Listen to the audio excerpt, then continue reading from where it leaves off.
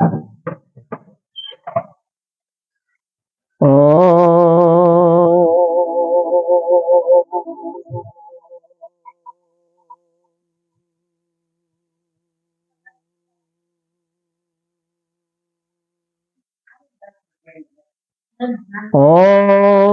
सहनावतु सहनो भुनक्तु सह वीर्यं करवावहै तेजस्विनामधीतमस्तु मा विद्विषावहै।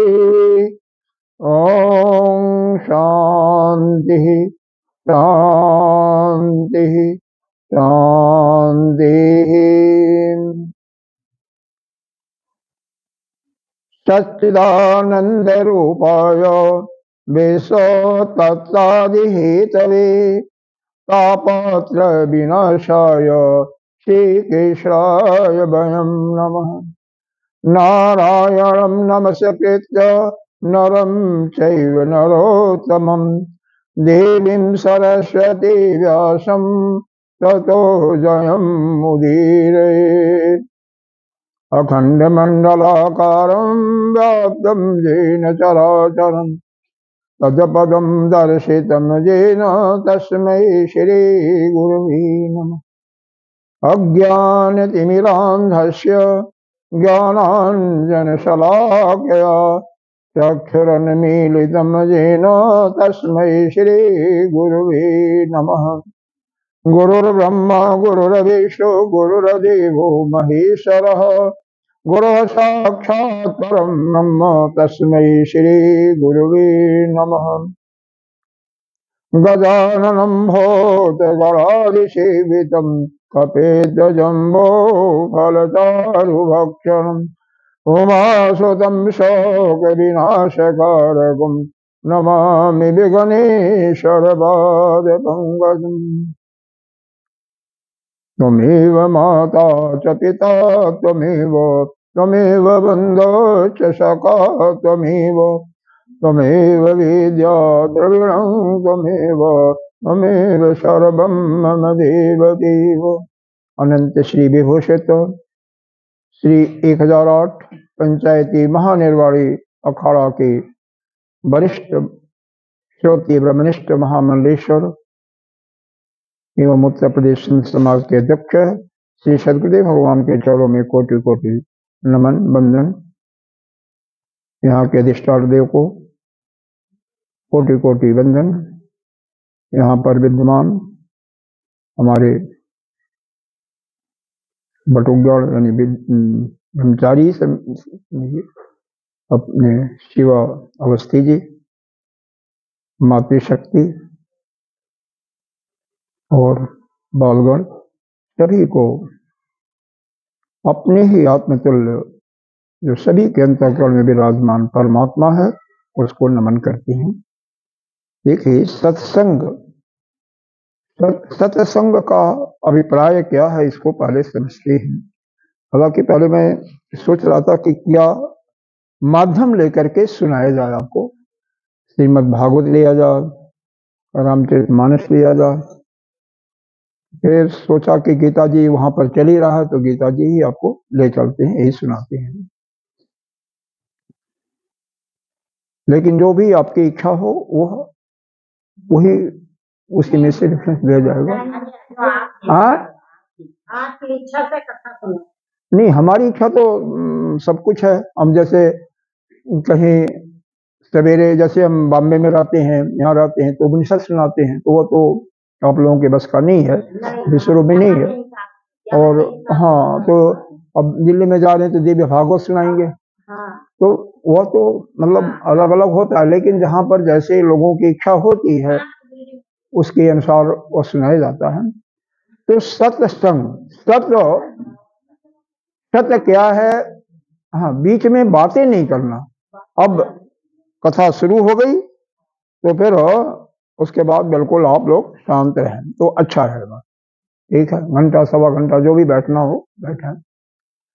बाकी हम दिन भर तो एक दूसरे से बात करते रहते हैं। गुरुदेव को सुना होगा कि ये बुढ़िया पुराण कर रहे हैं या प्रपंच कर रहे हैं। जब भी हम 2, 3, 4 लोग इकट्ठा होते हैं और एक दूसरे की बात करते हैं जो वहां पर उपस्थित नहीं हो, विशेष करके आप लोग बुरा मत मानेंगे, माताओं में बहनों में ज्यादा होता है कि जब 4 औरतें इकट्ठा हो जाती हैं, पुरुष भी करते हैं, पुरुषों में कम होता है, माताएं ज्यादा करती हैं, तो एक कोई दूसरे की गाथा बताएगी कि उसने ऐसा किया वैसा किया। और कई बार जब आप लोगों को अंदर, तो खैर गांव के लोग हैं तो शायद नहीं रखते होंगे, नहीं तो लोग नौकरानियां होती हैं, जो थोड़ा सा लखनऊ में शहर में चले जाइए, दिल्ली में, बॉम्बे में, तो एक ही नौकरानी कई घरों में जाती है। तो वो घर में जाएगी तो दूसरे के घर का बात दूसरे से कहेगी, दूसरे का तीसरे से, ऐसे, इसी को बुढ़िया पुराण कहती है। यानी हम संसार में अपने समय को नष्ट कर रहे हैं। संसार की बातों को सुनना सुनाना ही नष्ट है। दूसरी बात, यदि हम दूसरे की बात करते हैं जो कि वहां पर मौजूद नहीं है, प्रेजेंट नहीं है, इसका मतलब उसका निंदा हो गया। उसको क्या कहते हैं बेटा? चुगली कहते हैं ना। तुम लोग बच्चों में आपस में करते हो कि नहीं करना चाहिए, उससे बहुत बड़ा पाप लगता है। तो जो सुनाता है उसको तो लगता ही है, जो सुनता है उसको भी पाप लगता है। तो हम कभी भी पाप के भागी न हो, इस को दूर करने के लिए, इस जो स्वभावतः पाप में आ जाता उसको हमें ध्यान नहीं देते। हमेशा ध्यान रखना चाहिए कि जो पुरुष, स्त्री हो, पुरुष हो, बाल हो, नपुंसक हो, वहां पर मौजूद नहीं है, विद्यमान नहीं है, उसकी चर्चा कोई करता है, तो अगर आप सक्षम हो तो उसको मना कर दो, भैया कि न करो। अगर मान लीजिए आप दुबले पतले हो, उसको कुछ नहीं कर सकते हो, वो तुम्हें ही उल्टा पलटा कुछ कहे, तो वहां से तुम हट जाओ। कैसे हटोगे? कुछ नहीं, हमारे घर में अमुक आदमी आया हुआ है और फोन तो लोग रखते ही हैं, अमुक मैसेज आ गया, मैं जा रही हूँ, वहां से हट जाओ। क्यों? बिना मतलब के हमें पाप के भागी हम क्यों बने? हम पुण्य नहीं कर सकते हैं तो हम पाप के भागी ना बने। इसी प्रकार से इसका दूसरा सिक्का भी है, दूसरा पहलू भी है। अगर कोई अच्छा कार्य करता है, ठीक है ना, और उसके वह स्वयं अगर अपनी बड़ाई करता है कि हमने इतना दान दिया, इतना हमने यह सत्संग सुना, यह सब किया, हमने यज्ञ किया, हमने हवन बहुत बड़ा करवाया, तो उसका पुण्य वहीं क्षीण होने लगता है। और जो सुनते हैं वह पुण्य के भागीदार होते हैं, पुण्य लेते हैं उससे बिना मतलब के, कहीं जाता नहीं है, उसका पुण्य खत्म, और दूसरे जो सुनने वाले हैं और जो उनकी बड़ाई गाता है उसको भी पुण्य मिलता है। इसलिए हमेशा हमें इस व्यवहारिक जीवन में इन छोटी छोटी चीजों का ध्यान रखना चाहिए। तो सत्संग, सत्य माने जो सत्य है, तो सत्य का संग करना। सत्य क्या है? इस संसार में केवल एक ही सत्य है, वही है ब्रह्म परमात्मा। हमारे वेदों में कहा गया है, एक अद्वितीयम नास्ति, एक ही है, दूसरा नहीं है। ईशावास्य एक उपनिषद है, उसके अंदर है, ईशावास्य इदम सर्वम जत किंचित जगत जगत। इस संसार में जो कुछ है सब वह एक ही है, वह ब्रह्म है। जैसे इमेज है ना, पुस्तक है, हम है, आप सभी क्या है? अलग नहीं है, केवल वही ब्रह्म है। लेकिन इस चीज को, यह सत्य है, वास्तव में संग करना, संग का मतलब उस सत्य के विषय में ही चर्चा करनी, आप सबको बताना। लेकिन अभी यह कहा जाए कि यह संसार मिथ्या है तो आप लोग भाग जाओगे। भाई, जब तक हमारी स्थिति इस रूप में नहीं होती है, हमारे अंदर परिपक्वता नहीं आती है कि हम सत्य का सामना कर सकें। मेरे कई बार आपने देखा होगा, आपके पति या बालक आ गया, कोई पूछ रहा है, आप सत्य को छिपाने के लिए कुछ और बातें सीधे नहीं बता सकती। क्यों? उस सत्य का सामना करने में अपने को असमर्थ होती हैं किसी कारण से। तो जब तक इसी प्रकार से हम जब सत्य का सामना करने में सक्षम न हो, उसके योग्य न हो, तब तक उसकी चर्चा भी नहीं करनी चाहिए। वास्तव में ज्ञान तो वही है कि हम सभी एक है, जितने हम सभी नहीं, जितने भी जीव हैं सबके अंदर वही परमात्मा है। लेकिन उसको बताने के लिए पहले क्या हो, यहाँ पर हमारे श्रुति कहते हैं वेद को, जो वेदों में ऋचाओं में कहा गया उसको श्रुति कहते हैं, श्रुति माता। और जो हमारे शास्त्र है उसको स्मृति कहते हैं, जैसे इसमें मनुस्मृति चल रही है। उसके अंदर हमें कैसे करना चाहिए कैसे नहीं करना चाहिए ऐसा वर्णन आता है। वेद में क्या कहा गया है, मातृदेवो भव, पितृदेवो भव, आचार्य देवो भव, अतिथि देवो भव। मतलब हमें सुबह जगने के बाद माता पिता, आप लोगों को कह रहे हैं, माता पिता घर में जो श्रेष्ठ है गुरु है उनको प्रणाम करना चाहिए। कोई अतिथि किसे कहते हैं, बिना बुलाए कोई आ गया, आपका कोई रिश्तेदार है समय दे करके आया, मैं आया तो मैं अतिथि नहीं हूं। बिना बुलाए कोई दरवाजे पर आ गया, भूखा है प्यासा है, तो अगर अब उसको जल पिला दिया या भोजन करवा दिया, बेशक घर से दूर सड़क पर ही बैठा करके, तो उसका दिल खुश होगा कि नहीं होगा। तो उससे जो आपको पुण्य मिलेगा वह उसका वर्णन वही कर सकता है जो कि भूखों को खिलाया होगा। जिसको जो आवश्यकता है उसको वही चीज मिल जाती है तो वह तृप्त हो जाता है। अब मान लीजिए किसी को प्यास लगी है और उसको लड्डू खिलाओ, फिर घर से बुलाओ कि नहीं फला अमुक नाम की मिठाई लाओ, वह खिलाओ, उसको दक्षिणा भी दे दो, लेकिन पानी मत दो, तो वह क्या तृप्त होगा? क्या नहीं होगा ना। उसको तो प्यास लगी है ना, उसको तो पानी चाहिए। पानी एक गिलास उसको मिल गया तो तृप्त हो जाएगा, कुछ मिले ना मिले उसकी संतुष्टि हो जाएगी। इसी प्रकार से यदि कोई आता है तो पहले उसको हमें तृप्त करने की आवश्यकता होती है। लेकिन समय को देखते हुए, हालांकि यहाँ पर गांव में तो कोई ऐसी बात नहीं है, शहरों के लिए विशेष करके किसी अनजाने आदमी को, चाहे वह सन्यासी क्यों न, घर के अंदर नहीं लाना चाहिए, क्योंकि आजकल लोग आकर के लुटेरे बन जाते हैं। सुना होगा बेटे, सुना होगा। तो इसलिए समय को ध्यान रखते हैं। लेकिन घर में कोई नहीं है तो कम से कम उससे प्रेम से बात तो कर सकते हैं, पानी तो पिला ही सकते हैं। पानी भी नहीं पिला सकते, मान लो उस समय घर में व्यवस्था नहीं है पानी की, है ही नहीं है, ऐसा भी कई बार हो जाता है। यहाँ तो नहीं होता होगा, लेकिन बड़े शहरों में हो जाता है कि पानी जहाँ टोटियां लगी हुई हैं और टोटी एक निश्चित समय पर आता है, सुबह समय से नहीं भरा तो वो पानी नहीं मिलता। तो उसे प्यार से बात करो, उसको उल्टे पलटे मतलब गलत शब्दों से उससे बात मत करो। प्रेम से कह सकते हो कि इस समय महाराज जी हमारे पास पानी रखा हुआ था, खर्च हो गया, नहीं है, आपके लिए मैं क्षमा चाहता हूँ, आप कहीं और देख लीजिए, तो हो जाएगा कहीं जैसे भी है। लेकिन गलत शब्द मत बोलो, ठीक है ना। और संभव हो तो उसको पानी भी पिलाओ, भोजन भी कराओ, बेशक दूरी कराओ, या उसके कोई पात्र होगा उसमें डाल दो, वो अपना कर लेगा कहीं, तो उससे संतुष्टि होती है।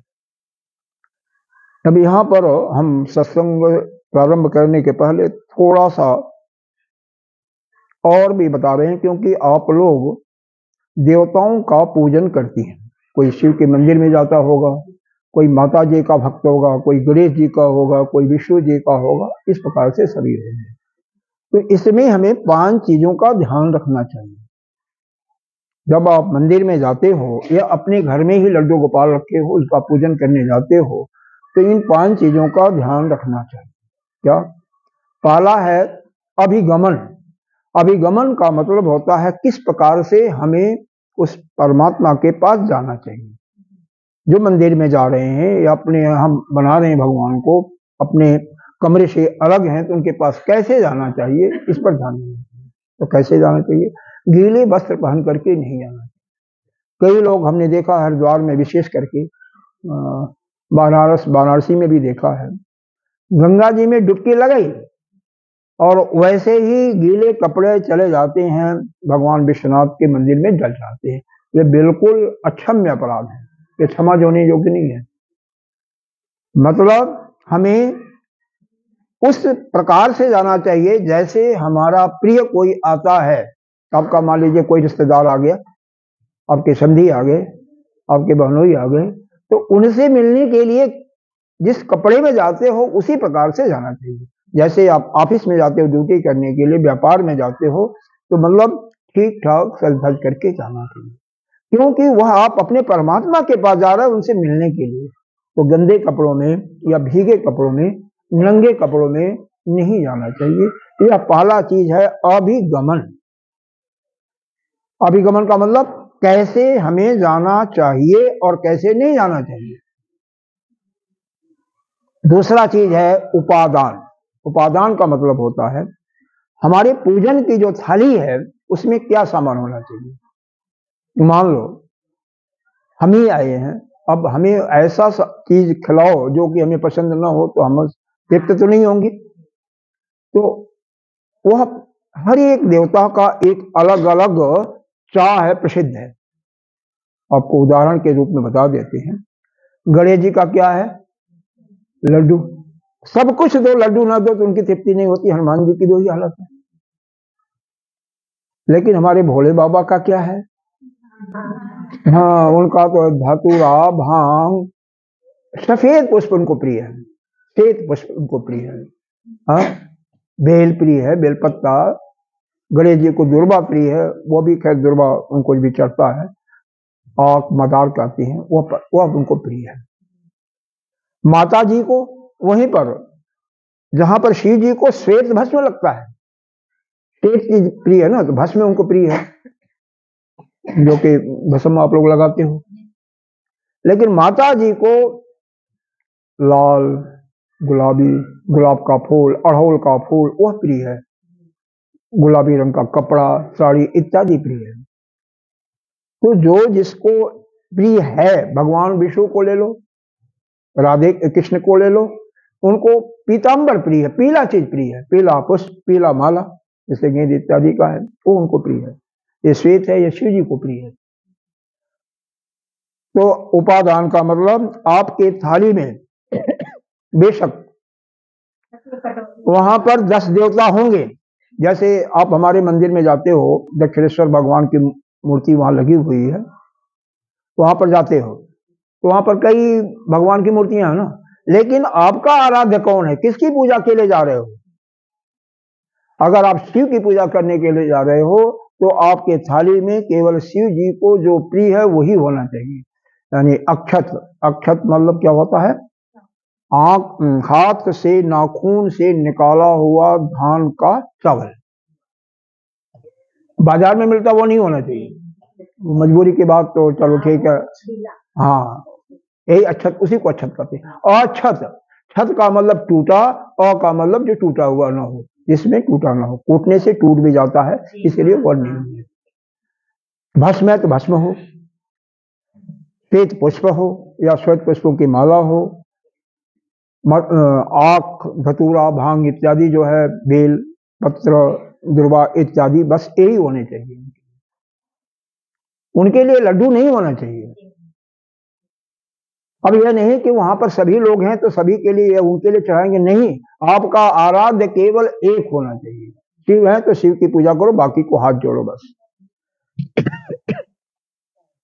आपके आराध्य अगर वहीं पर माता जी हैं तो माता जी के लिए अड़हुल का फूल हो, लाल गुलाबी रंग हो, वस्त्र हो कोई ऐसा, तो वह चढ़ाइए, जो जिसको प्रिय है। कहने का मतलब वहीं पर गणेश जी भी बैठे रहते हैं, तो अगर गणेश जी आपके आराध्य हैं तो उनके लिए लड्डू को ले जाओ, और कुछ जरूरत नहीं है, दुर्वा और लड्डू और कोई जरूरत नहीं है, बाकी चीज की कोई आवश्यकता नहीं है। यह नहीं कि वही चीज सबको चढ़ा दो, यह नहीं। और हम लोग करते क्या है व्यवहार में, हम भी किए हैं पहले, ऐसी बात नहीं है, जब नहीं पता था तो चढ़ाया थोड़ा अपने आराध्य को, फिर थोड़ा थोड़ा सबको चढ़ा देते हैं। ऐसा नहीं, सबको केवल हाथ जोड़ना है कि सभी के अंदर एक ही परमात्मा है, अलग अलग नहीं है, एक ही है। लेकिन फिर भी हम उसको साकार, सगुण साकार के रूप में जिसकी आराधना कर रहे हैं, वह जो उसको प्रिय वही है। जैसे आपको अगर मक्के की रोटी और साग पसंद है तो वही दिया जाए तो प्रिय होगा। किसी को नहीं पराठा प्रिय है, बच्चों को देख लो, बच्चों को अगर करेले की सब्जी दे दिया जाए, कोई खाएगा? कोई नहीं खाएगा। हाँ, उनको अगर आलू की दे दो ना सूखी भुजी, वो खा लेंगे, बहुत पसंद से खाएंगे। तो जो जिसको प्रिय है वही होना चाहिए। ये तो दो चीज हो गया, अभिगमन कैसे जाना चाहिए और उपादान हमारे थाली में क्या सामान होना चाहिए, किसकी हमें पूजा करनी चाहिए। सबके लिए केवल हाथ जोड़ना। कोई ऐसा भी नहीं है कि दूसरे का देवता तो उससे बैर करो, नहीं, वो भी हमारा ही है, सब एक ही है, उनको भी हाथ जोड़ना है। लेकिन जो आपके लिए सामान था, जिसके लिए लाए थे, उन्हीं के लिए। क्यों ऐसा क्यों करते हैं? आप जब चार चीजों को मानोगे, चार लोगों को मानोगे कि हनुमान जी को भी, माता जी को भी और भगवान विष्णु को भी, शिव को भी, तो समय आने पर कोई साथ नहीं देगा। जब एक ही रहेगा तो निश्चित रूप से आपके साथ रहेगा, कदम कदम पर साथ रहेगा और वो आपका ख्याल रखेगा। इसीलिए हमें हमेशा एक ही, माला भी एक होनी चाहिए, गुरु भी एक होना चाहिए, आपका मंत्र भी एक होना चाहिए, बदलना नहीं चाहिए। अगर उस मंत्र से या जो आपकी गुरु जिसको भी रखा है उससे लाभ नहीं हो रहा है, तो उसको बदलने से नहीं होगा, वह अपने साधना में बढ़ाओ। ध्रुव को देख लो, श्रीमद् भागवत के अंदर ध्रुव की कथा सुने होंगे। 5वें महीने में भगवान का दर्शन हुआ। 1 महीने में नहीं होता है तो पहले 3 दिन के बाद वह स्नान करके फल इत्यादि खाते थे, जिसमें बेर, कत्था इत्यादि फल खाते थे। बाद में उसको 6 दिन किया दूसरे महीने में, फिर 9 दिन किया, 12 दिन किया, 15 दिन किया, लेकिन अपनी साधना को बढ़ाया। अपने गुरुदेव, जो गुरुदेव के कौन थे? लवंग होते दे दो, मुरेठी लाना बोल गया मैं। अच्छा कोई बात नहीं, धीरे धीरे बोलूंगा। हाँ कोई बात है,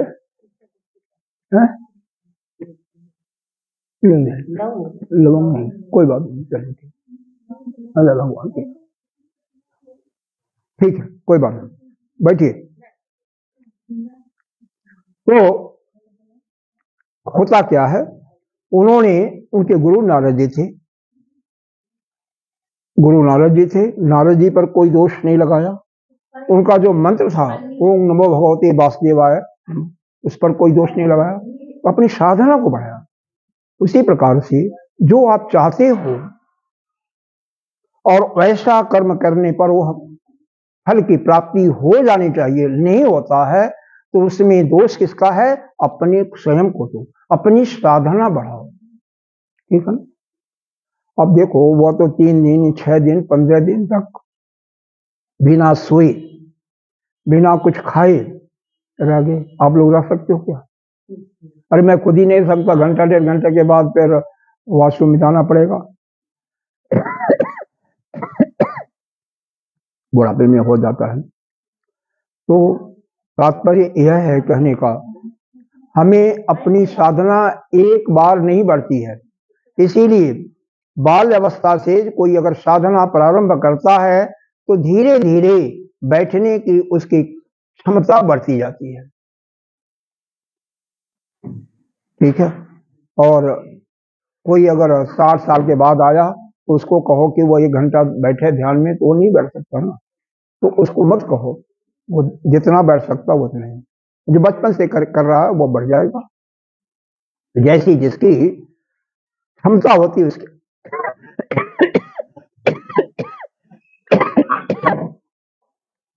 अदरक भी नहीं होगा? हाँ तो अदरक दे दो। कोई नहीं, चलिए ठीक है। घर पे तो नहीं आ रही थी शिवा? हाँ कोई बात नहीं, हो गया सो, ठीक है। अब तीसरा काम क्या है? अभिगमन हो गया, दूसरा हो गया उपादान, तीसरा होता है क्या चीज है? इतना डाल दूं, थोड़ा डालूं? नहीं नहीं नहीं, वो तो हो जाएगा। तीसरा होता है इज्जा, मतलब कैसे पूजा करनी चाहिए। वेद में लिखा हुआ है हर एक देवता का कैसे पूजा करनी चाहिए। सभी देवता में कुछ सामान्य चीजें हैं, कॉमन है। जैसे पहले जाइए, ठीक है, उसको करो, करना चाहिए, देवताओं में सबसे श्रेष्ठ माना गया है। वो कहाँ पर जब यज्ञ इत्यादि करते हो तो, ठीक है ना। हाँ बेटा, बस एक मिनट, ठीक है। अब वहां पर देखो, सबसे पहले क्या करते हैं, अपने को पवित्र करते हैं। स्नान करके गए हैं, ओम अपवित्र अपवित्र वा सर्वास्ताम गदापि हुआ, यह लोग पंडित लोग बन पाते हैं।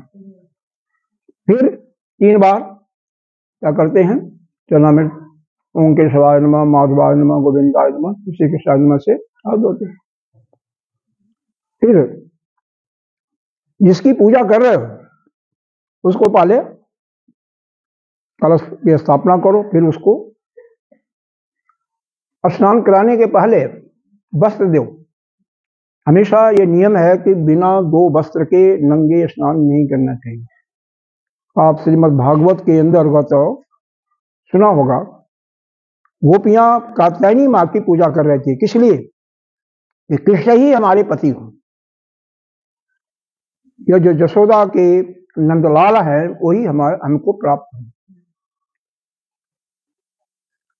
और जो नेकेड नंगा स्नान करता है वह पर श्राप लगता है वरुण जी का, क्योंकि जल के देवता है वरुण।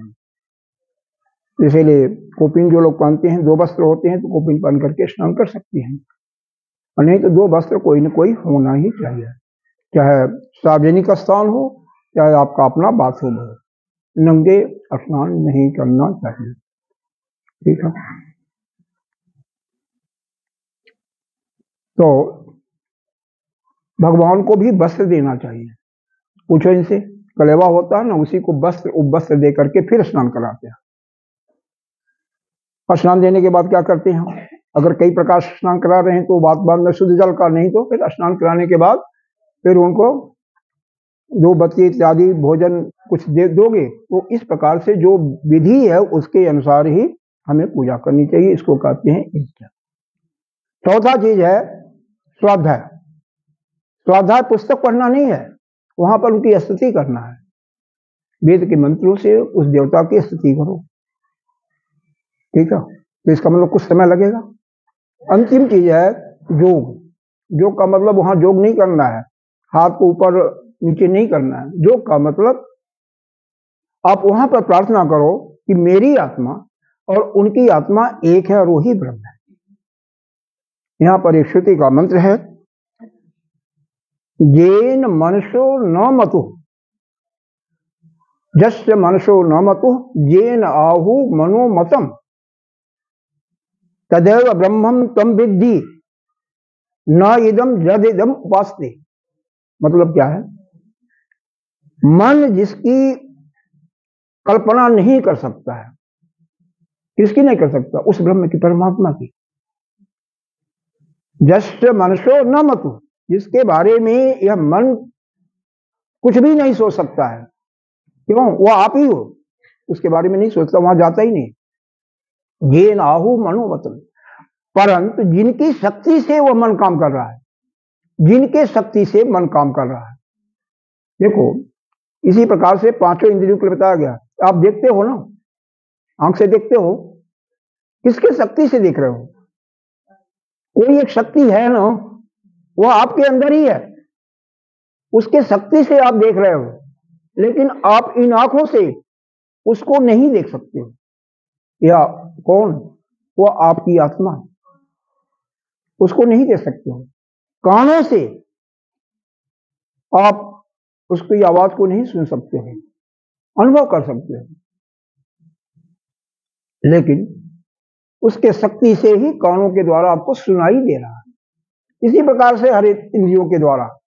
तो यहां पर क्या बताया गया, तदेव ब्रह्मम तम विद्धि, जिनके शक्ति से तुम यह काम कर रहे हो वही ब्रह्म है, वही परमात्मा है। न इदम जद इदम वास्ते, वह नहीं जिसकी उपासना कर रहे हो, जिसकी पूजा कर रहे हो, वह ब्रह्म नहीं है। जिसकी हम क्योंकि पूजा हम निर्गुण निराकार, वह ब्रह्म कैसा है, न कोई गुण है न कोई आकृति है, और वही हम भी हैं। तो हम अपनी उपासना जब हम देख नहीं सकते तो हमारे यह इंद्रियाएं उस नहीं पहुंच सकती हैं। इसलिए हमें क्या करना है, वह ब्रह्म जैसे बिजली है। अब बिजली को जानते हो, बिजली क्या है? कभी देखा है किसी ने? देखा है? बताओ बताओ कहां से आ रहा है? अरे भाई, उसी बिजली को अगर 100 वाट के बल्ब में लगा दोगे तो थोड़ा प्रकाश आएगा, 0 वाट के बल्ब में और कम आएगा, 500 वाट में, 1000 वाट में बहुत ज्यादा आएगा। वही लगा दोगे जनरेटर में तो आटा भी पीसने लगेगा। बिजली नहीं रहेगी तो भी चलेगा। वही है ना? क्या बेटा?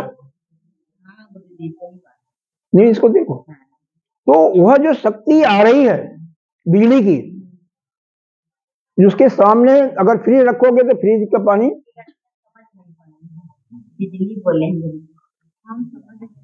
या आपसे होशियार है, आपसे ज्यादा समझ रही।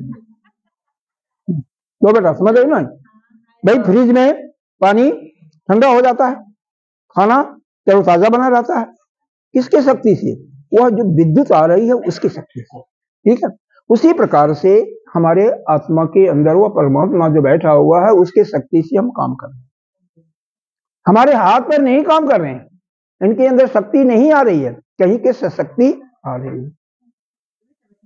अब देखो, यह 5 आपके अंग हो गए पूजा करने के। तो आप कभी भी जाइए तो अभिगमन कैसे जाना चाहिए, आपके थाली में उसके लिए क्या सामान होना चाहिए। तीसरा, इज्जू कैसे पूजा करनी चाहिए, वो पंडित से, जैसे हमारे बाल गोपाल हैं, इनसे सीख सकती हैं। चौथा, स्वाध्याय उनकी स्तुति, कोई स्तुति याद कर लो जो आपके आराध्य हो उनकी स्तुति। गणेश जी हैं तो गणेश जी की, एक नहीं कुछ तो हिंदी में तो बोल सकते हो ना, स्तुति कर सकते हो, आपको प्रणाम इतना तो कर सकते हो ना, तो आप ही हमारे सब कुछ हो। वह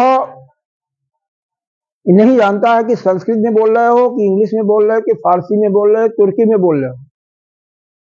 2 बच्चे हों, एक हमारे हिंदुस्तानी हो भारतवर्ष का, एक बच्चा हो अमेरिकन का, लैटिन भाषा जानने वाला, कोई चाइनीज का, अगर सम आयु के होंगे मिल करके दोस्ती हो जाएंगे, सब कुछ एक दूसरे की भाषा समझ लेंगे।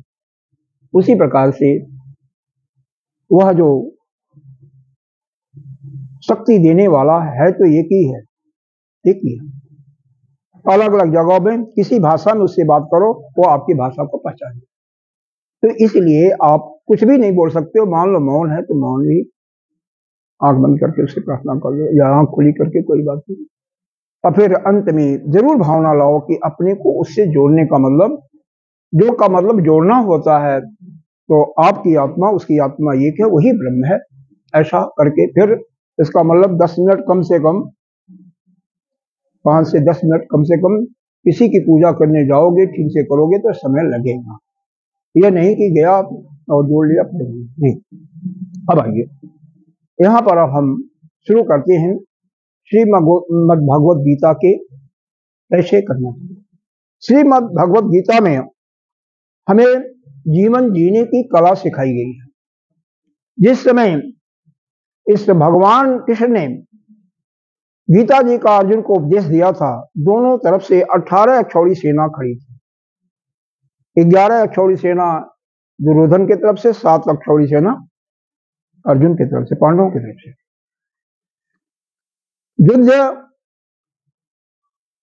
युद्ध भी बच चुकी थी, शुरू होने ही वाला था, और उसके बीच में अर्जुन ने भगवान से कहा कि मैं युद्ध नहीं करूंगा, क्योंकि हम, यह जो द्रोणाचार्य हैं हमारे गुरु हैं, कृपाचार्य हमारे कुल गुरु हैं, भीष्म पितामह हैं, वह हमारे दादाजी हैं जिन्होंने हमें अपनी गोद में खिलाया था, तो हम कैसे उन पर तीर चलाएंगे।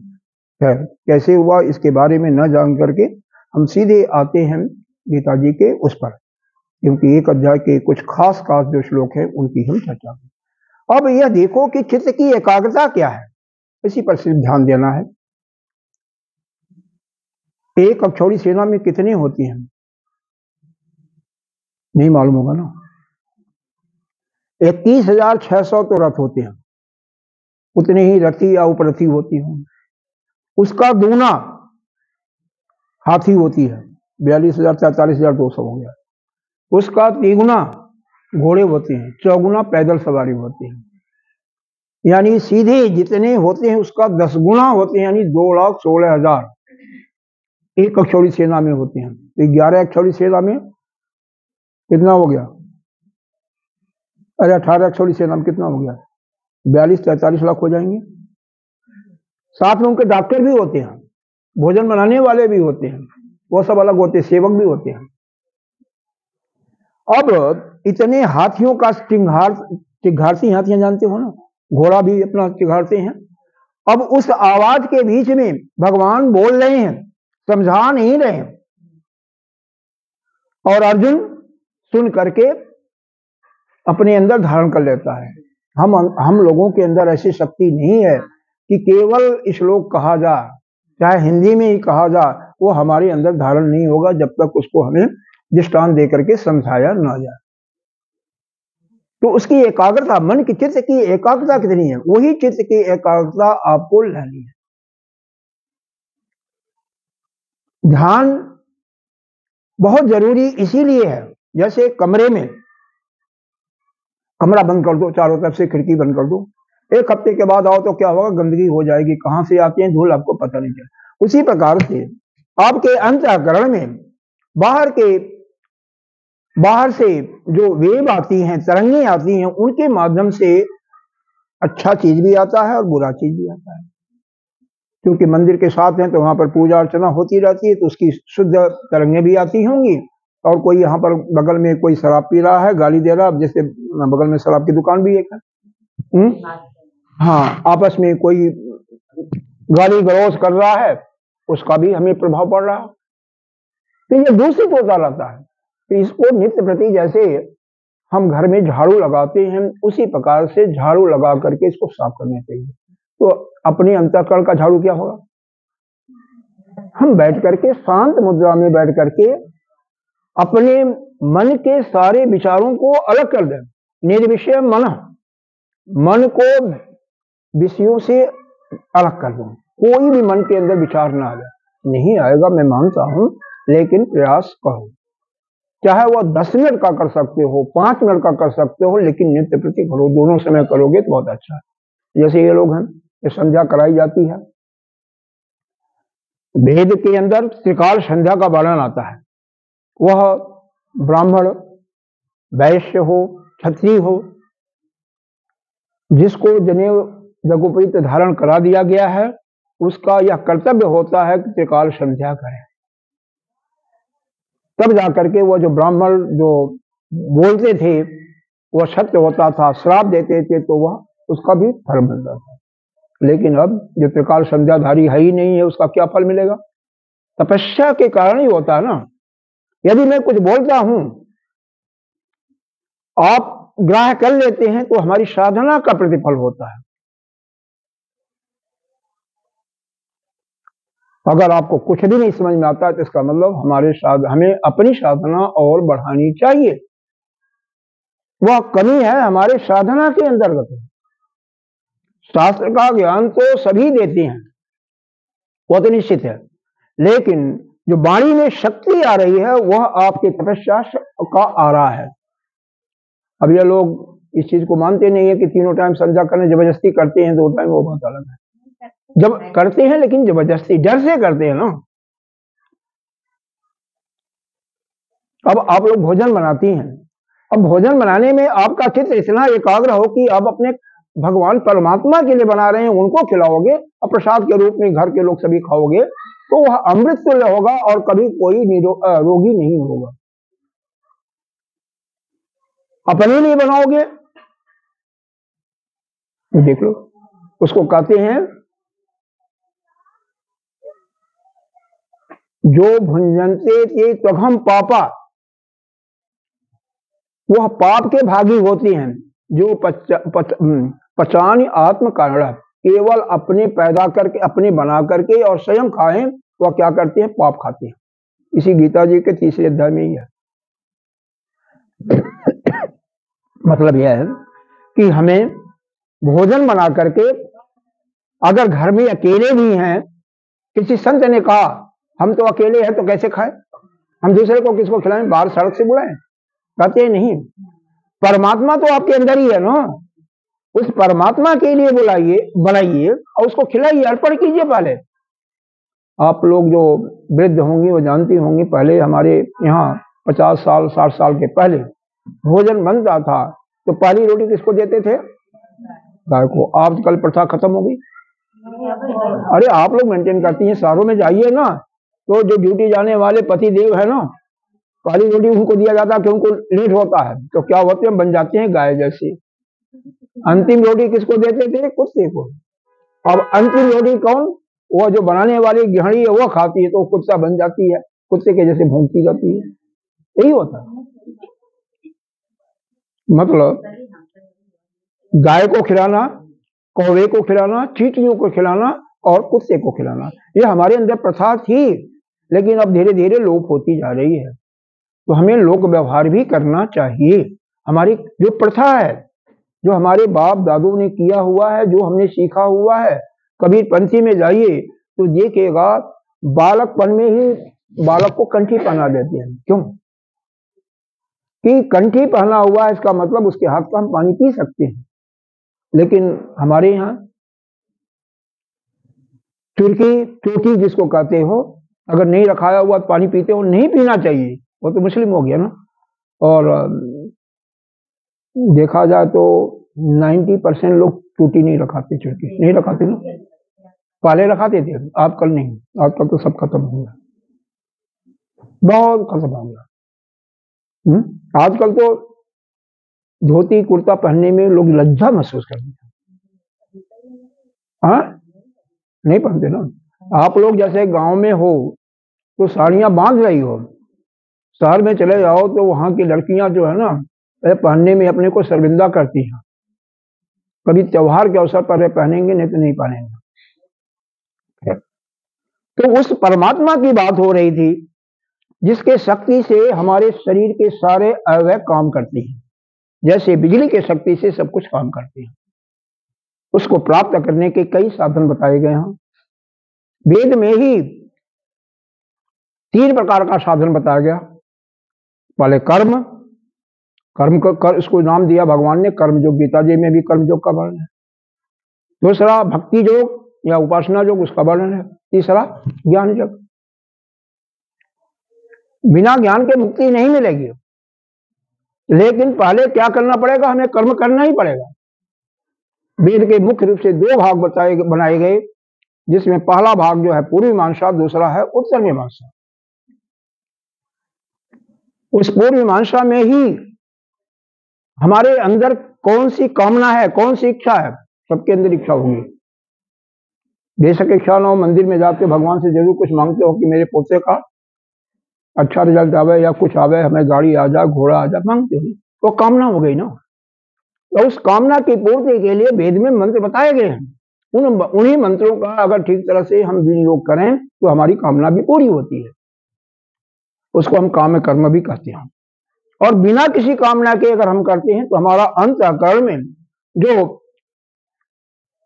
लाखों जन्मों से हमने पाप को भरा हुआ है, कर्मों का बंधन पड़ा हुआ है, वह बंधन हमारी नष्ट होती है। इसलिए हमें कैसे करना चाहिए? बिना किसी इच्छा के भगवान की या किसी की दान दो भी दो, कोई इच्छा मत रखो किसी हमें मिलेगा या हमें अगले जन्म में मिलेगा। उससे क्या होगा? जो आपकी कामना वही पूरी होगी, उतनी ही। एक दृष्टांत से देखो इसको। एक लड़की थी, इतनी बड़ी रही होगी, इससे भी छोटी, ये तो बड़ी है। वह एक दुकान पर गई, कुछ पैसे हाथ में लिए हुए थे कि अंकल जी इसकी टॉफी दे दो। वह दुकानदार इतना बिजी था, व्यस्त था, उसने कहा बेटी जो तेरे हाथ में आवे ले लो, पैसे यहाँ रख दे। वो खड़ी रही, कही नहीं अंकल आप ही दोगे, मैं नहीं लूंगी। वो एक महात्मा थे, उसको देख रहे थे, तुम्हारे जैसे होशियार थे, ये बहुत होशियार है। हाँ, तो होता क्या है 10 मिनट के बाद जब वो थोड़ा सा भीड़ खत्म हुई तो कहती तूने ली नहीं, तो ये भी खड़ी है। उसने अपने अंजलि से निकाल के दी, तो उसने अपना वो रहा होगा उसमें रख ली। कुछ दूर गई तो महात्मा जी उसके पीछे पीछे गया। क्या है कि बेटी, जब वह दुकानदार कह रहा था कि तू निकाल ले अपने हाथ से, क्यों नहीं निकाली, 10 मिनट क्यों बर्बाद किया? कही अंकल आप इतने बुद्धू हो, आपको भी समझ में नहीं आता, आप महात्मा हो गए, आपको समझ में नहीं है। देखो ना, उसने दिया तो हमें इतना दिया, मैं निकालते तो मेरी मुट्ठी छोटी सी है, तो इतना ही तो आता। हाँ? तो परमात्मा से अगर मांगोगे, कुछ मांगोगे, उतना ही वह देगा। किसी देवता से मांग रहे उतना ही देगा ना, उसके पास एक शक्ति भी है निश्चित है, उससे ज्यादा नहीं दे सकता। लेकिन जब कुछ नहीं मांगोगे तो इतना देगा कि आप संभाल नहीं सकते। इसलिए उससे जो आपका आराध्य है, कुछ इच्छा मत जाहिर करना। 2 फायदा होगा। पहला फायदा तो यह होगा, आपके घर में, परिवार में किसी चीज की कमी नहीं होगी, धन धान पुत्र पशु इत्यादि की कमी नहीं होगी कभी। दूसरी चीज, दूसरा क्या फायदा होगा, आपका अंतःकरण शुद्ध होगा, आपके जन्म जन्मांतर के पाप कटेंगे। इसलिए हमें बिना किसी इच्छा के, किसी कामना के, हमें पूजा भी करनी चाहिए, ध्यान भी करना चाहिए और यज्ञ भी करना चाहिए। कामना नहीं, सबसे बड़ा दुख यही होता है, कामना ही। जो अपनी कामनाओं को छोड़ देता है, त्याग देता है। तुम पढ़ाई कर रही हो, बिना किसी इच्छा के अगर पढ़ती हो कि हम पास होंगे नहीं होंगे, लेकिन अपना कर्तव्य ठीक ठीक पालन कर रही हो, तो देखो तुम क्लास में टॉप करोगे। कामना मत रखो। नहीं, कामना रखोगे, किसी से कहोगे उतना ही देगा जितना कि तुम्हें पास करने को कहोगे, तो नंबर क्या मिलेगा, पासिंग मार्क मिलेगा, तो फेल भी हो सकती हो। अगर कोई हाई एम्बिशन का होगा, चाहेगा कि हम नंबर 1 आए, हम 100 में 100 नंबर आएंगे, तो 100 में 100 नहीं तो 96 नंबर, 98 नंबर मिलेगा उसको। इसलिए अगर मांगो बहुत, नहीं तो हमें अध्यात्म युग में क्षेत्र में कुछ नहीं मांगना चाहिए। यह कर्म ही हमको मांगता है। तो कर्म योग हो गया, भक्ति योग हो गया, ज्ञान योग हो गया, यह सब पूरा पढ़ना हो तो 1 घंटे में, 1.5 घंटे में नहीं समाप्त होने वाला है, बरसों। हम लोगों को 12 बरस 14 बरस के बाद भी अभी ठीक से समझ में नहीं आया, तो कैसे हम कहें कि हम 1 घंटे के बाद आपको समझ में आ जाएगा? 1 घंटे के सत्संग में नहीं आएगा ना। तो सबसे प्रारंभिक चीज सबको करना चाहिए, कर्मयोग यानी पूजा अर्चना आपको करनी ही चाहिए, इसीलिए पूजा के विषय में बताया गया। और उसके बाद जो है आपका अंदर से कुछ साफ हुआ हृदय, तो क्या करो, फिर भक्ति करो, उपासना करो, मंत्र का जाप करो, एक चित्त में एकाग्रता आएगी। और जिसकी चंचल प्रकृति है उसके लिए योग साधना बहुत जरूरी है। हालांकि आजकल संसार में, इस युग में योग साधना शरीर को स्वस्थ रखने के लिए भी है, लेकिन वह हमारा उद्देश्य नहीं है। हमारा उद्देश्य क्या होना चाहिए कि हमारा मन बिल्कुल एकाग्र हो जाए, क्योंकि योग का दूसरा, योग दर्शन का दूसरा ही सूत्र है, योग चित्त वृत्ति निरोध। चित्त की जो वृत्तियां हैं, अब बताओ बेटे, बोलो मत, तो जो मन में आपके विचार आते हैं, अगर 5 मिनट आपको कहा जाए कितने विचार है गणो, तो आप गण नहीं सकते। एक वृत्ति आएगी, दूसरी वृत्ति आएगी। 2 प्रकार की वृत्तियां चलती हैं, एक सद्वृत्ति और एक असद वृत्ति। सद्वृत्तियां क्या, जो शुभ कर्मों के करने के लिए होता है, जैसे हमें भगवान का जाप करना चाहिए, हमें भगवान की कथा सुननी चाहिए, हमें अमुक यज्ञ करना चाहिए, यह सद्वृत्ति है, जिससे हमारा पापों का क्षीण होकर के हमारा कल। दूसरा क्या होता है, हम किसी का चोरी कर लें, हमें यह धन इकट्ठा हो जाए, हमें किसी से अमुक चीज छीन लें, किसी के साथ व्यभिचार कर लें, ये हमेशा सबके अंदर होती है। आपके अंदर ही मन में आता है कि हम मान लो 10,000 रुपया हमें कहीं से प्राप्त हुआ, तो 1,000 रुपया मंदिर में दान कर दूं। जब जिस समय दान करने के लिए आएगा तो वहां से फिर 1000 पर आ जाओगे, अरे 100 पर आ जाओगे, 100 पर जाते जाते शायद 1 ही रुपया 2 ही रुपया चढ़ा करके हम आ जाते हैं। इसीलिए जो सदवृत्ति आए उसको तुरंत कर डालो, और बुरा विचार आए तो उसको सोचो।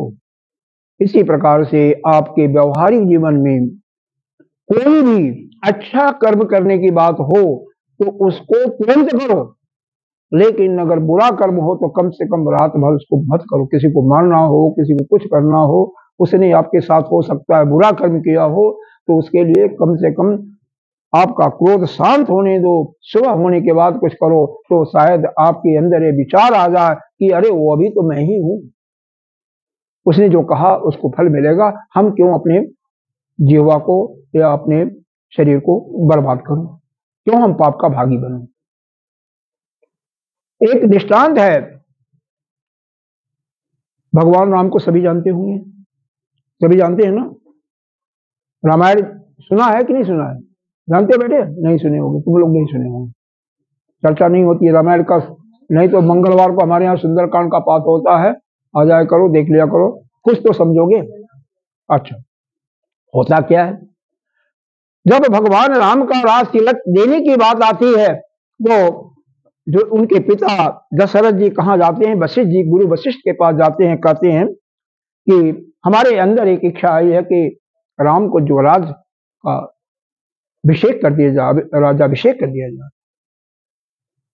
गुरु वशिष्ठ कहते हैं सदकर्म जो है जिस समय करो उसी समय श्रेष्ठ है, भगवान जिस समय राजा बनते हैं वही समय श्रेष्ठ है, लगन मुहूर्त की कोई जरूरत नहीं है। लेकिन यह आते क्या हैं, जब आते हैं अपने दरबार में तो अपने सभासद को बुला करके उनसे पूछते हैं, अगर मान लो सभासद मना कर देते तो क्या होता, गुरु की बात झूठी हो जाती ना, तो संत मत झूठा हो जाता और लोक मत बढ़ जाता। इस पर डिटेल नहीं जा रहे हैं, बहुत बड़ा है यह, स्वयं आगे की कथा नहीं चलेगी आपके, तो उसका दुख उनको निभाना पड़ा। कभी भी जीवन में भगवान राम को राजा बनते हुए नहीं देख पाए ना, इसलिए कोई भी आपके मन में सद्वृत्ति आए, अच्छी विचार आए, अच्छा वृत्ति आए, तुरंत करो। जैसे सत्संग करने का, किसी को दान देने का, किसी को भोजन कराने का, तुरंत करो, देर मत करो। लेकिन मन के अंदर कोई बुरी वृत्ति आती है, असद वृत्ति आती है, तो उसमें सोचो, एक उस दिन कुछ मत कहो, चाहे वह आपके साथ कितना बड़ा उदरता का कार्य किया हुआ है, आपको गाली दिया हुआ है, आपके ऊपर मार दिया हुआ है, थूक दिया हुआ है। अरे एक संत थे, एक मुस्लिम जब जाते थे गंगा जल स्नान करके, जैसे आते थे उनके ऊपर थूकता रहता था, 108 बार वह स्नान किए उस दिन गंगा जी में, और हर बार थूकता रहता, 108वें बार वह मुस्लिम उनके चरणों पर गिर पड़ता है, कहते हैं और क्षमा मांगता है, कहते हैं भाई हम तो तेरे को ही प्रणाम करते हैं कि तेरे कारण से मैंने आज गंगा जी में 108 बार स्नान किया, तू धन्य है। तो अच्छे काम के लिए आप लोग देरी नहीं करनी चाहिए। जो मन में संकल्प आता है, जैसे आता है बच्चों का पढ़ाई करने का, आज हम 2 घंटा पढ़ेंगे, आज हम 10 पाठ याद करेंगे, 1 पाठ याद करेंगे या 10 सवाल सॉल्व करेंगे, तुरंत करना चाहिए।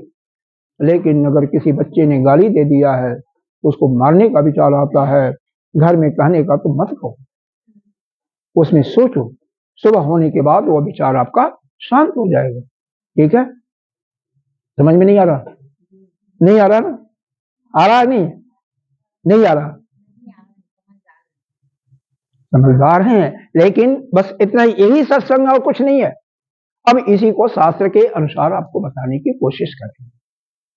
देखो, हम कर्म करके, कर्म तो हमें करना ही पड़ेगा, भगवान ने स्वयं कहा है, पहले ही कर्म योग आया है, गीता जी में कुल 18 अध्याय हैं, पहले से 6ठे अध्याय कर्म योग का ही प्रतिपादन करता है, 7वें से 12वां अध्याय भक्ति योग का, और अंत में 13 से 18 ज्ञान योग की चर्चा करता है।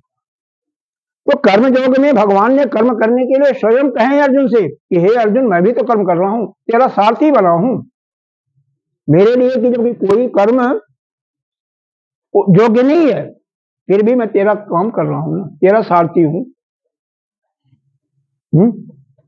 क्योंकि बिना कर्म किए हुए आपका जीवन भी, इसी गीता जी में अभी आएगा, रह नहीं सकता है। अरे भोजन नहीं कर सकते हो आप भिक्षा मांग करके। अगर सोचो जैसे कोई सन्यासी हो गया कि हम तो भिक्षा मांग करके गुजारा कर लेंगे, तो उसके लिए भी चाहना तो पड़ेगा, तो कर्म तो हुआ। और भिक्षा मांग करके आओगे तो हो सकता है पकाना भी पड़ेगा, वो भी तो कर्म है। अरे नहीं, कुछ तो मुंह में डालना पड़ेगा, वो भी तो कर्म है। बिना कर्म किए हुए आपका जीवन भी व्यतीत नहीं हो सकता है। तो जो बालक, हम बालकों को इसलिए ले रहे हैं कि यही हमारे भावी, अरे भावी हमें चलाने वाले, हमारे देश को सुरक्षा देने वाले यही होंगे ना। अगर इनका जीवन गर्त में जाएगा तो आप लोग तो अब जाने वाले हो, हम लोग जाने वाले हैं, लेकिन हमारे जो बच्चे हैं यह अगर आगे बढ़ जाएंगे तो हमारे देश का कल्याण होगा, हमारे धर्म की रक्षा होगी। अगर हमारे धर्म को संभालने वाले हमारे बच्चे नहीं होंगे तो बेकार है। उसीलिए मैंने बताया था कि कबीर पंथी में यह नियम है कि बच्चा हुआ, पैदा हुआ, बाद में कंठी पढ़ा देते हैं। लेकिन हम सनातनी हिंदू धर्म के मानने वाले चोटी तक बच्चों को नहीं रखवाते, साफ करवा देते। बहुत बड़ी हमारी कमजोरी है। उन कमजोरियों को हमें विचार करना चाहिए, क्यों ऐसा हम करते हैं, क्यों हमारे बालक ऐसे करते हैं उनको, क्योंकि हमारे धर्म का हनन हो रहा है। धर्म की परिभाषा भगवान शंकराचार्य जी ने यही दिया हुआ है, जगतो स्थिति कारणम, वह कर्म जिससे जगत की स्थिति कायम रहे, स्थिर रहे भाई। और क्या, प्राणी नाम अभुदय, जितने भी जीव जंतु है, प्राणी है, सबका कल्याण हो, अन्य श्रेयस और उनका मोक्ष भी हो, उसी को धर्म कहते हैं। सधर्म, धर्म वही है कि जगत की स्थिति भी ठीक ठाक बनी रहे, सभी प्राणियों का कल्याण हो, उनका अभुदय मतलब उन्नति हो, और अंत में वह इस बंधन से मुक्त हो। बंधन क्या है? यह कर्म ही हमें बंधन में डालता है। इसको एक दृष्टांत से समझा। सभी लोगों ने रेशम का कपड़ा तो देखा ही होगा, रेशम की साड़ी, अरे बाजार में बहुत महंगी आती है, देखा है ना। बनता कैसे है?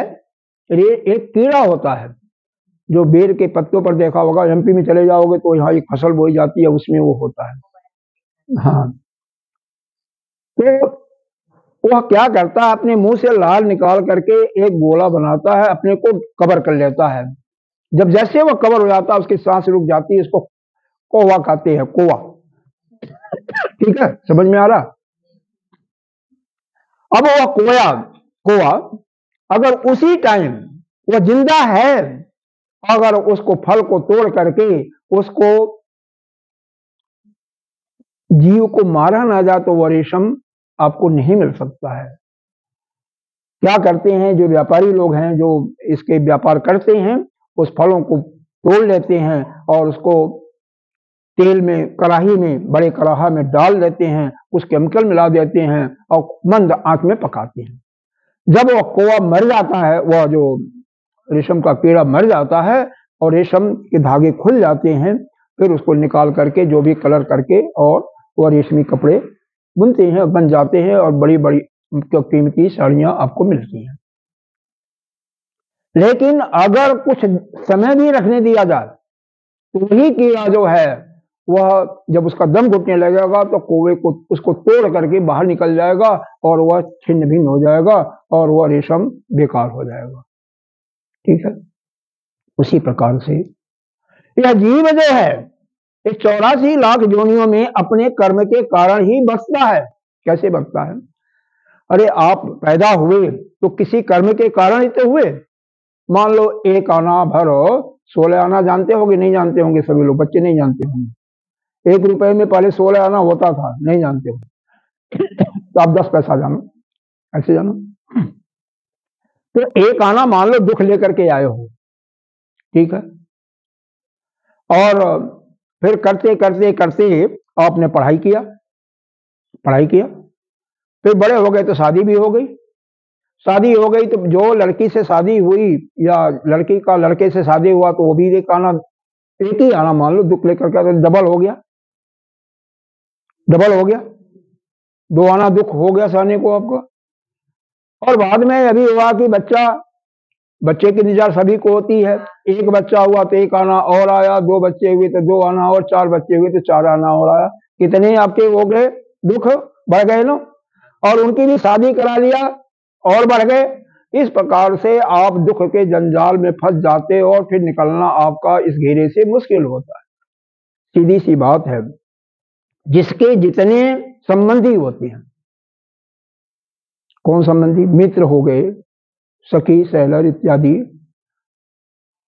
जितने बच्चे होंगे उतने ही समधी होंगे, जितने रिश्तेदारी होगी। इसीलिए नेता लोग कभी, उनको मुक्ति का कोई मतलब नहीं है। जो ज्यादा समाज का कार्य करता है ना, वो उसी में फंस जाता है, उसी में रहता आता जाता है। देवता बन सकता है क्योंकि मन उसके अंदर यह देने की प्रतिभा होती है कि हम समाज का कल्याण करें। तो देवता लोग क्या करते हैं, समाज का कल्याण करते हैं। वो बन सकता है लेकिन मुक्त नहीं हो सकता। इसीलिए देवता लोग भी तरसते हैं इस मृत्यु लोक में आने के लिए, क्योंकि यहीं पर हम आत्म कल्याण के लिए कर्म कर सकते हैं। आत्म कल्याण का मतलब यह जो बंधन है उसको हम छोड़ सकते हैं, बंधन से मुक्त पा सकते हैं। कैसे? केवल कर्म के आधार पर। कर्म करना जरूरी इसलिए है कि हमें हमारे जो पुराने कर्म हैं, जो पाप हैं, उनसे वह मुक्त कराएगा। तो जब हमारा हृदय साफ हो जाएगा, हम उपासना करके चित्त को एकाग्र करके अपने गुरुदेव के पास जाकर के, जो श्रुति ब्रह्मनिष्ठ हैं, जिनके अंदर श्रुतियों का ज्ञान है, वह ब्रह्म वाक्य को हमें धारण कराएंगे और करके हम मुक्त हो जाएंगे। जैसे अहम ब्रह्मास्मि तत्त्वमसि। लेकिन जब तक यह हमारा अंतःकरण शुद्ध नहीं होगा, तब तक वह ज्ञान हमारे अंदर नहीं आ सकता। इसलिए हमारा पहला कार्य यही है कि हमें अपने अंतःकरण को शुद्ध करने के लिए कर्म करना ही पड़ेगा। तो इसके लिए तीसरे अध्याय में शुरू से ही अर्जुन ने, अब क्योंकि समय को देखते हुए हम ज्यादा नहीं कर पाएंगे, लेकिन फिर भी सार रूप में बता देते हैं आपको। अर्जुन ने प्रश्न करता है, हे भगवान, एक श्लोक मान देते हैं, जायसे चेत कर्मणस्ते मता बुद्धि जनार्दन तत्किं कर्मणि घोरे माम निजोषसि केशव। हे जनार्दन, हे कृष्ण, आप 2 प्रकार के कर्म बताए हम। एक जो हमें बंधन में डालने वाला कर्म है, और एक हमें जो है मुक्त करने वाला ज्ञान मार्ग का है। तो यह जानते हुए भी यह कर्म हमें बंधन में डालने वाला है, तो हमें युद्ध के तरफ तुम क्यों प्रेरित कर रहे हो? आपको पता है कि युद्ध मैं करूंगा तो लोग मरेंगे, मारे जाएंगे, हाँ, तो हम बंधन में पड़ेंगे ना। तो फिर क्यों मेरे को पाप में डाल रहे हो? इसलिए हे जनार्दन, हे केशव, ऐसा कर्म करो। हाँ भैया,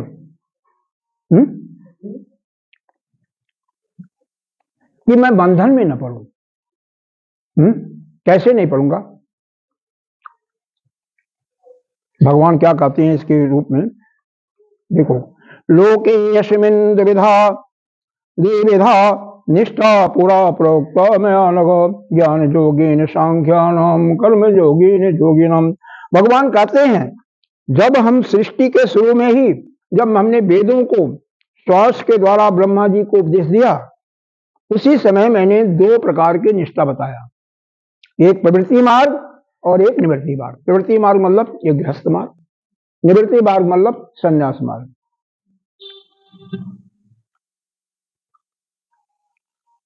देखो, इसी को जो गृहस्थ मार्ग है, इसको हम प्रिय मार्ग भी कहते हैं। प्रिय माने प्रिय। आप जानते होंगे, जो दवा मीठी होती है वो रोग को दूर नहीं कर पाती। बच्चे को अच्छा लगेगा, जो कड़वा होगा वो चिराता। देखे हम, किसी प्रकार का, किसी को कैसा भी बुखार हो, चाहे डेंगू बुखार हो, कैसा चिराता, अगर जो जानते होंगे, नहीं तो पसारियों की दुकान में मिलती है, अगर उसका काढ़ा पिला दो 1 बार 2 बार, या 2 दिन कम से कम 2 टाइम, तो निश्चित रूप से वो बुखार चला जाएगा। या मियादी बुखार क्यों ना हो, आप लोग चिराचा नहीं जानती है? अरे यहीं पर आप, खैर गांव तो रहा नहीं ना, नहीं तो होता था। आजकल तो खैर पंसारी लोग उसको बेचते हैं ला करके। हर लोग रखते भी नहीं है, हरिद्वार में विशेष करके मिलता है। हाँ, अरे मुरेठी जो है लकड़ी वो भी है, उसे खांसी लाभ मिलता है ना। यह अंग्रेजी दवाई जिसको एलोपैथिक दवा कहती है, यह मैं नहीं कहता वो खराब है, लेकिन वह रोग को दबाती हैं, और यह जो जड़ी बूटियां हैं वह रोग को जड़ से समाप्त करती हैं। लेकिन जो प्रिय होता है, कहने का मतलब वह लाभ उतना नहीं देता है। उसी प्रकार से यह प्रिय मार्ग जो है, जो गृहस्थ मार्ग है, जो हमें बहुत अच्छा लगता है, विशेष करके दादियों को दादाओं को, जब बच्चे खेलते हैं पोते इत्यादि कितना खुश होते हैं। अरे खुद व्यास जी मोहित होकर के उन्होंने बुढ़ापे में शादी किया था, और बोलो और क्या बात करें, कहानी में जाएंगे तो बहुत उसी में बीत जाएगा। सबको प्रिय लगता है। अरे पंछियां जब अपने बच्चों के पास आते हैं, छोटे छोटे बच्चों के पास, किस प्रकार से बच्चे दौड़ करके उनको वह करते हैं, कैसा उनको आनंद मिलता है। चाहे आप, पानी गर्म है क्या? मैं ले लूंगा अभी। इसी प्रकार से मछलियों के लिए हर एक, जितने भी जीव जंतु हैं, हर एक, बंदरों को देखो अपने बच्चों को कैसे बंदर वो पकड़ करके, हर एक अपने बच्चों के लिए बच्चों से आनंद भी लेते हैं और बच्चों की सेवा भी करते हैं। तो बच्चे भी बड़े होकर के उनकी सेवा करते हैं, जैसे हम लोगों के बच्चे भी, हम लोगों के बच्चे तो यही लोग हैं, ये बच्चे ही हैं, पूरा ध्यान रखते हैं। तो यह यहाँ पर कहने का तात्पर्य है कि आप प्रेम मार्ग का अनुसरण करोगे। प्रेम मार्ग का मतलब, आप सोच तो नहीं रही है ना माता जी? सो तो नहीं है, आंखें तो बंद हो गई हैं। देखो, कर्म करो। कर्म कैसे करो? जो वेद में बताया गया हो वैसा कर्म करो। भगवान की पूजा करो, घर में ही करो, नहीं जा सकते तो ध्यान करो, आरती दिलाओ, नहीं कुछ भी मत करो, प्रेम तो करो उनसे कि जब तक हम इनको खिलाऊंगी नहीं तब तक नहीं खाऊंगी। उनके लिए खाना बनाओ ना, कम से कम भोजन बनाते समय इधर उधर की बातें छोड़ करके केवल अपने भगवान भजन गाओ, गाते बनाओ, वही भोजन अमृतुल्य होगा। और भोग लगा करके सभी लोग भोजन करते हैं, चाहे ज्ञानी हो चाहे अज्ञानी हो, चाहे प्रवृत्ति मार्ग में रहने वाला हो या सन्यासी मार्ग, लेकिन भगवान को अर्पण करके करो ना। अंतर यही है कि कुछ लोग अर्पण जो करते हैं और हृदय से करते हैं तो उनका कल्याण होता है। इसीलिए हमारे पुराने, अगर 50-60 साल के पहले जाइए तो आपके बाप दादे किसी दूसरे के यहाँ बनाया हुआ भोजन नहीं करते थे। क्यों नहीं करते थे? कई सन्यासी भी नहीं करते थे। क्यों? कि उनके जो भोजन बनाने में जो प्रेम होना चाहिए, जिस प्रेम से बनाना चाहिए, वो प्रेम नहीं था। भगवान की भक्ति करते हुए जो नौकर होते हैं थोड़ी बनाएंगे, वो तो फिल्मी गाना गाते हुए बनाएंगे। तो उनके अंदर वही भाव तो आएगा। तो जैसा आप आचरण करोगे वही भाव अपने अंदर आता है। इसलिए अपने को हमेशा सावधान रखिए। तो हर समय जो भी कार्य करो उसमें प्रभु को, अपने प्रभु को देखो, उनके ही गुणगान करते हुए। चाहे आप बिजनेस भी कर रहे हो, व्यापार कर रहे हो, मान लो दुकान पर किसी ने बैठ करके कोई कुछ दे रहा होगा, कोई माचिस या कोई चाय की पत्ती, चीनी इत्यादि दे रहा होगा, वह यह समझे कि जो आ रहा है वो भी भगवान है और जो मैं दे रहा हूँ भगवान है। हर एक में ब्रह्म का रूप देखते न देखे, कम से कम इतना तो कर सकता है, मैं परमात्मा के लिए कर रहा हूँ। अरे हमारे अंदर भी कोई परमात्मा है तो उसी के लिए बनाए ना भोजन। ऐसा करोगे तो तुम कभी भी पाप के भागी नहीं होगे और तुम्हारा वह भोजन अमृतमय होगा। और तुम्हारे, इसीलिए हमारे परिवार में ये भी व्यवस्था थी, सभी लोग एक साथ बैठ करके करते थे। आजकल वो प्रथा गायब हो गई है। क्यों? हर एक का समय अलग अलग है। तो कम से कम जो भी रहते हैं उनके साथ में भोजन करो। बेटा साथ में भोजन नहीं करती हो ना मम्मी की? नहीं करती हो ना, साथ में करो, कम से कम एक समय तो करो। जो समय मिल सकता है परिवार के सभी सदस्य एक साथ भोजन करना चाहिए है। अब भगवान अर्जुन के प्रश्न का उत्तर कैसे देती हैं इसको सुनो जरा। थोड़ा सा समय तो हो चुका होगा, 10-5 मिनट में इसको हम समाप्त करते हैं।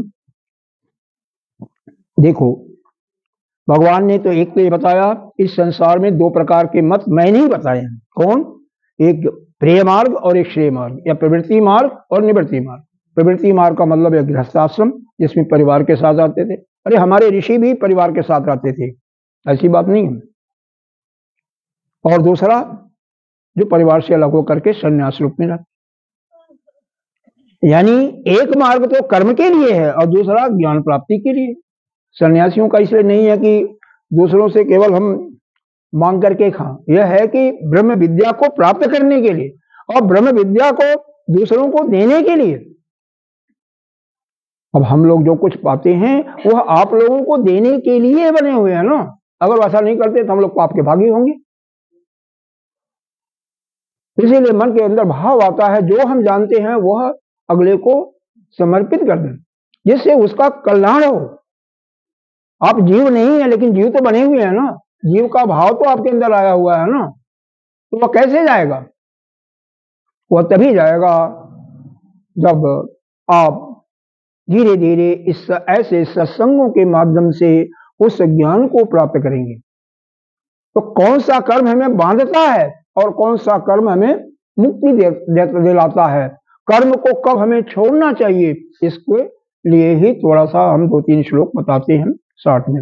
एक तो भगवान ने यह कहा, न कर्मणा आरंभ्य, बिना कर्म को आरंभ किए हुए तैष्कर्म्यम पुरुषो सुते न च सन्यासनादेव सिद्धिम समाधि गच्छति। सन्यासियों का सिद्धि भी समाधि भी नहीं लग सकती है। क्यों? कर्म करने में प्राणायाम करना पड़ता है, ध्यान करने में, समाधि में जाने के लिए। जानते हो प्राणायाम? नहीं जानते हो, कोई बात नहीं, कभी आएंगे तो बताएंगे। तो प्राणायाम करके ही, तो प्राणायाम करने का मतलब इस श्वास को नियमित कर रहे हो ना, तो वह भी कर्म हो गया ना। तो समाधि में जाने के लिए भी कर्म तो करना पड़ रहा है ना। शुरू में करना पड़ा, बाद में जब जो लोग हैबिचुअल आदत हो जाती है अपने आप चले जाते हैं, उनकी बात अलग है। जैसे भोले भोले बाबा 1000 वर्षों तक चले जाते थे, सहस्त्र युग तक। लेकिन उसकी बात मैं नहीं कर रहा हूं। कर्म का मेन मतलब है बिना कर्म किए हुए आप रह नहीं सकते हो। समाधि में इसीलिए कहा गया, समाधि में जाने के लिए भी आपको कर्म तो करना ही पड़ेगा। लेकिन वह कर्म क्या होगा? एक तो हम कर्म के पीछे आसक्त हो जाते हैं। जैसे घर का कोई काम है, बच्चों के प्रति, बच्चे का कोई दुख हो जाए, चोट लग जाए, तो माताएं क्या होती हैं, बच्चे को जितना कष्ट नहीं हो रहा उतना माँ को हो रहा ना। यह आसक्ति है, इसको छोड़ना चाहिए। यही हमें दुख का कारण देने वाला है, यही हमें बंधन में डालने वाला होता है। हमारा कर्तव्य क्या है? बच्चे के लिए जो भी दवा दिला सकते हैं अच्छे से अच्छे डॉक्टर का सहारा लेकर के, चाहे वो बच्चा हो, चाहे वृद्ध हो, चाहे उसका पति ही क्यों हो, उसकी सेवा करना। उसको पानी की जरूरत है, पानी दो, भोजन की जरूरत है, वो करो। लेकिन पीड़ा किसी उसको हो रहा, चोट दर्द उसको हो रहा है और दुखी आप हो रहे हो, इसी को कहते हैं आसक्त। अरे दिन में जिसका बारंबार चिंतन करती हो उसके प्रति समझो कि आपकी आसक्ति है, उसी से आपका राग हो गया है।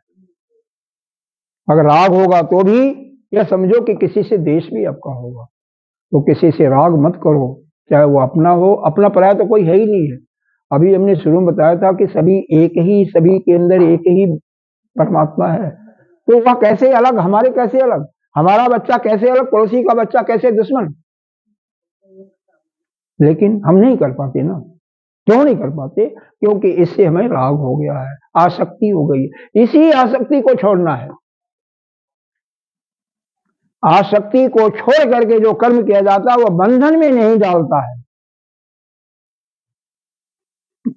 अगर आपको आसक्ति यही है कि हम गेहूं बोए हैं इसमें हमें 10 कुंटल या 20 कुंटल होगा, इसकी इच्छा रख रहे हो तो ही बंधन में डालने वाला है, और नहीं। आपके अंदर यह है कि हमने अपना कर्म कर दिया और जो भी मिलेगा पृथ्वी माता देंगी, हम उसे अपने भगवान को देंगे, अतिथियों को खिलाएंगे, साधु सन्यासियों को देंगे, आश्रम को देंगे, तो वह बंधन में नहीं डालेगा। नहीं समझ में आता जा रही माता जी आपके? समझ नहीं आ रही है तो बीच में बातें मत करो। क्यों? देखिए, अनुशासन बहुत जरूरी है। अगर बीच में बातें करोगे तो आप दो का ही नुकसान नहीं हो रहा, सभी का नुकसान होगा। हमें भी जो कहना चाहिए था वो हम नहीं कर सकते ना, इसीलिए हम बहुत ज्यादा कठिन, अरे हम विशेष करके श्लोक पर भी बहुत ज्यादा जोर इसीलिए नहीं दे रहे हैं कि जिससे आप लोग समझें, क्योंकि कुछ माताएं इसमें दिखाई दे रही कि सत्संग में आती हैं, वो तो समझ रही होंगी, बाकी नहीं। इसलिए हम जन साधारण के रूप में ही आपसे बात कर रहे हैं, जो आपके लिए आवश्यक है वही मैं बात कर रहा हूं, दूसरे नहीं। उनको सो रही, सोने दीजिए ना। देखो, सत्संग का एक लाभ यह भी मिलता है, जिसको नींद नहीं आती है ना, सत्संग में आकर के सो जाएगा तो कम से कम उसका थकान तो जाएगा। अरे घर में नहीं सोने को मिलता, चिंता के कारण चिंता होती है, जबकि चिंता उनकी झूठी होती है, व्यर्थ की होती है। इसी को बताया जा रहा है, आसक्ति ही आपको बंधन में डालती है और फिर आप निकल नहीं पाते हो, जैसे वह रेशम का कीड़ा नहीं निकल पाता है, अपना जान खोता है। अभी बताया था शुरू में। तो इसी में बच जाते हो। कैसे बनते हो? इसी परिवार में, अपने बेटे में, पोती में, नाती पड़ाती इत्यादि में फंस जाते हो माया के जाल में, उसी से निकलना है। कैसे नहीं निकल पाते हो? एक छोटा सा दृष्टांत देकर के मैं समाप्त करूंगा। एक अंधा आदमी था, बहुत बड़ा खचाखच कोई सभा हो रही थी, उसमें सभागार से निकलने का एक पता, या जो फाटक लगा इससे भी पतला एक फाटक था, झुक करके जाना पड़ता था बाहर निकलने का, और कोई रास्ता नहीं था, अब गोल था। अब आग लग गई तो सभी लोग अपने अपने भागने में। एक कोई पुण्य आत्मा था, उसने उसको छड़ी उसका पकड़ा दिया, कहता है ऐसे ठोकते हुए चले जाइए, और जैसे ही फाटक दरवाजा आएगा निकल जाना, भाग जाना, तुम बच जाओगे। और जैसे वह दरवाजा के साथ आता है, उसके पीठ में खुजली हो जाती है, पीठ फैलाने लगता है, और फिर वह आगे बढ़ जाता है।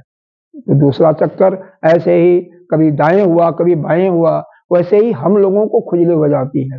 क्यों? कभी हम पोते के उसमें बच जाते हैं, कभी नतनी के बच जाते हैं। इस संसार में इस कर्मों के कारण ही बच जाते हैं, आसक्त हो जाते हैं, और उस आसक्ति के फलस्वरूप जब इस प्राण को छोड़ते हैं तो जो हमारे अंदर भाव आता, कोई कुत्ते में बन जाता है तो कुत्ते का भी जो दुख होता है उसको लेना पड़ता है ना, पहले बताया ना, एक एक आना। कोई बिल्ली पाल लेता है, अरे भाई अगर पालो भी तो गाय पालो ना, गाय की सेवा करो ना, कुछ कल्याण होगा। नहीं कुछ तो हवन यज्ञ में उसका दूध, उसका घी काम आएगा। रखवाली के लिए तो आपके भगवान है ना, उस पर विश्वास रखो ना। अरे जो आपका है वो कोई नहीं ले जा सकता है, जो नहीं है तो वो जाएगा ही जाएगा, क्यों चिंता करते हो? तो जैसे वह अंधा व्यक्ति उसी में जब भी जाए तो कोई न कोई समस्या आ जाती थी, वैसे ही हम संसारी पुरुषों के जैसे ही एक रास्ता मिलता है कि इस रास्ते को तोड़ करके, जंजीर को तोड़ करके आगे निकले, वैसे कोई हमें राग, किसी के प्रति ममता दबा देती है, हम उसी में फंस जाते हैं, फिर बारंबार जन्म लेते हैं और पैदा मरते हैं। तो इस बंधन से छूटने का यही उपाय है सत्संग का नियमित श्रवण। नियमित नहीं हो सकता है तो कम से कम आश्रम में तो ही है नियमित, और नहीं कुछ है तो जाप करो ना उस परमात्मा को। अरे नहीं कुछ मंत्र भी आता है तो उससे प्रेम तो कर सकते हो, जैसे अपने बच्चों का प्रेम है उस पर लगा दो ना, अपने पति का प्रेम उस पर लगा दो ना, परमात्मा पर। तुलसीदास जी ने कहा सब कर ममता साग बटोरी, जिस सभी जगह इधर उधर ममता है, आपका प्रेम है, सबको इकट्ठा करके उसको एक रस्सी बन लो और उसी से अपने को से बांध दो। इससे जो आपका आराध्य है, जिसको मानते हो कि यही मेरा है, और वास्तव में आप स्वयं है, लेकिन उतनी बुद्धि अभी नहीं है, तो कम से कम परमात्मा को अलग मान करके उसे तो प्रेम कर सकते हो ना। तो जितना ही संसार में हम लगा रखे हैं, उसी प्रेम को हम उसमें लगा दें तो निश्चित रूप से आपका कल्याण होगा। आज का कथा यहीं पर समाप्त तो हम करते हैं, और अगर ज़्यादा करना हो तो हमें कोई दिक्कत नहीं, हमें तो 2 घंटा कहो 4 घंटा, लेकिन आपको और काम करना होगा। इतना याद रखिएगा, आपको 5 चीजें बताया गया है कि जब आप भगवान का पूजा करने के लिए जाते हैं, चाहे मंदिर हो या पूजा की, वही करना चाहिए इज्जू और जोग। अरे स्वाध्याय उनकी स्तुति बाद में जरूर करो, पूजा के बाद उनकी प्रार्थना अवश्य करो, नहीं तो हे भगवान आपको मैं अपने को समर्पित करता हूँ। और अंत में उनकी आत्मा मेरी आत्मा वही ब्रह्म है, वही एक है और वही ब्रह्म है, ऐसा करके पूजा करो। और इस संसार में कर्म को हमें करना है, लेकिन कर्म किसके लिए करना? उस परमात्मा के लिए। अगर उस परमात्मा के लिए सारे कर्म करोगे तो बंधन में से मुक्त हो जाओगे। कुछ इच्छा न हो, कुछ काम चाहिए, वह खुद देगा। अनन्य चिंतयतो माम जे जना परपासते तेषाम नित्य अभियुक्तानाम योग क्षेम। जो नित्य प्रति अनवरत उसका ध्यान करते हैं, उसके योग का और क्षेम का वो ध्यान रखता है। योग का मतलब जो आपको चाहिए, क्षेम का मतलब जो आपके पास है उसकी सुरक्षा, वो दोनों ख्याल वही रखता है। इसलिए आपको क्या करना है, बिना किसी इच्छा के उसका भजन स्मरण करते रहो, सत्संग सुनते रहो, जितना सुनो। जो कुछ शुभ कर्म करना हो, जैसे ही मन में विचार आता है या कर्म में करना, तुरंत करो। और कोई बुरा कर्म करने का मन में विचार आता है तो 1 दिन के लिए 2 दिन के लिए टाल।